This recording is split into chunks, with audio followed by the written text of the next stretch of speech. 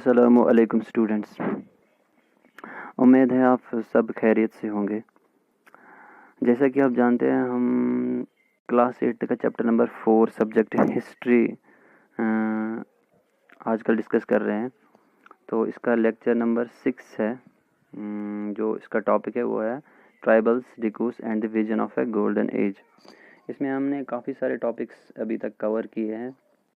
आज का जो हमारा सब टॉपिक है वो है द प्रॉब्लम विद ट्रेड, यानी तिजारत में जो ट्राइबल्स लोग थे उनको क्या दिक्कत आ रही थी, वो प्रॉब्लम्स हम पढ़ेंगे आज। 19वीं सदी में जो ट्राइबल ग्रुप्स थे कबायली ग्रुप्स थे, उन्होंने पाया कि जो ताजिर है, जो ट्रेडर्स है और जो मनी लैंडर्स यानी जो पैसा सूद पे देते हैं, उधार देते हैं, वो जंगलों की तरफ मुतवज्जा हो रहे थे। अक्सर उनका आना जाना जंगलों में होता था इन ट्राइबल्स के पास। ये लोग ट्राइबल्स से जंगल से निकली हुई जो भी चीज़ें होती थी उनको ख़रीदते थे। वहाँ पे आके उनको कैश लोन्स देते थे, ऑफ़र करते थे और उनको मज़दूरी पे काम करने के लिए बोलते थे। ट्राइबल्स को उनकी जो पॉलिसी थी या उनकी जो चालें थी उनको समझने में थोड़ा वक्त लग गया। जैसा कि हम आपको एग्जांपल बताएंगे, एक केस है सिल्क ग्रोवर्स का, जो सिल्क उगाते थे, सिल्क की पैदावार, रेशम की पैदावार करते थे, उनकी एग्जांपल यहाँ पे दी गई है। 18वीं सदी में 18th सेंचुरी में हिंदुस्तान का रेशम जो है काफ़ी डिमांड में था यूरोप में। इसकी क्वालिटी अच्छी और बेहतरीन थी और इसका एक्सपोर्ट काफ़ी तेज़ी से बढ़ रहा था। जैसे ही मार्केट बढ़ गई सिल्क की, तो जो ईस्ट इंडिया कंपनी थी उसके ऑफिशियल्स ने सिल्क की पैदावार को बढ़ाने के लिए तवज्जो देना शुरू किया, क्योंकि उसकी डिमांड यूरोप में बढ़ रही थी दिन ब दिन और उसमें ज़्यादा से ज़्यादा प्रॉफिट था, ज़्यादा से ज़्यादा मुनाफा था ईस्ट इंडिया कंपनी के लिए।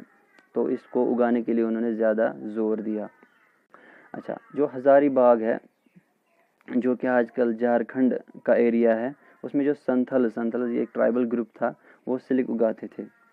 जो ताजिर थे सिल्क के, वो अपने एजेंट्स भेजते थे वहाँ पे और उनको लोन्स प्रोवाइड करते थे। अच्छा, जो ट्राइबल्स थे, वो ट्राइबल्स का जो कोकून्स होते थे, जो कोया जिसको उर्दू में बोलते हैं, वो वहाँ से कलेक्ट करते थे। उनको 3 से 4 रुपया मिलता था 1000 कोकून्स के बदले। कोकून्स यानी रेशम के कीड़े का खोल। फिर उन कोकून्स को एक्सपोर्ट किया जाता था और 5 गुना ज़्यादा दाम पे बेचा जाता था, यानी काफ़ी मुनाफा कमाते थे। जो ये मिडल मैन्स वगैरह थे, ये काफ़ी मुनाफा कमाते थे इन कोकून्स को बेच के। जो ग्रोवर्स थे वो बहुत कम कमाते थे, उनको पैसा बहुत कम मिलता था और उनकी हालत जो है बद से बदतर होती जाती थी।